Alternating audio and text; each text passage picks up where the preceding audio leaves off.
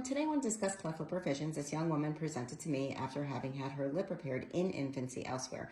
On close inspection, you'll see that she has absence of a white roll along a significant portion of her upper lip on the cleft side. In addition, the scar is fairly wide, and also the red part of the lip is present along the upper lip skin. So I addressed all of these issues at the time of her lip revision. I find these surgeries extremely rewarding, but they're challenging because I didn't perform the primary repair, and sometimes the specific technique used at the time of the primary repair is unknown, and also what tissue was removed is also unknown. So this is discovered during the surgery. So it is important to go forward with a plan and have a very devised specific plan in mind, but you have to be able to pivot once you start the surgery and you encounter certain things along the way. So I think the most important advice that I have for cleft lip revisions is really to approach it very much like a primary repair. You'll see my markings here: alar bases, oral commissures, red line, white roll.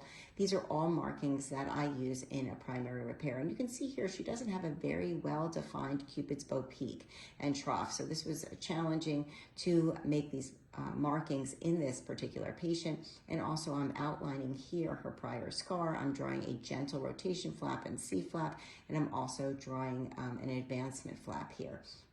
Again, very similar markings to what you see me mark in a primary repair. And I mark the Cupid's bow peak and trough, but again, it was not very well defined in this patient, and I extend the incision along the vermilion all the way down to the gingival labral sulcus. I excise this entire section of the tissue. So the entire area between this rotation flap and the advancement flap that you see here, approximately 1 centimeter, is removed in its entirety. So I'm recreating essentially the cleft defect and starting from scratch. I feel that I'm able to obtain the most optimal result when I approach these revisions as a primary repair.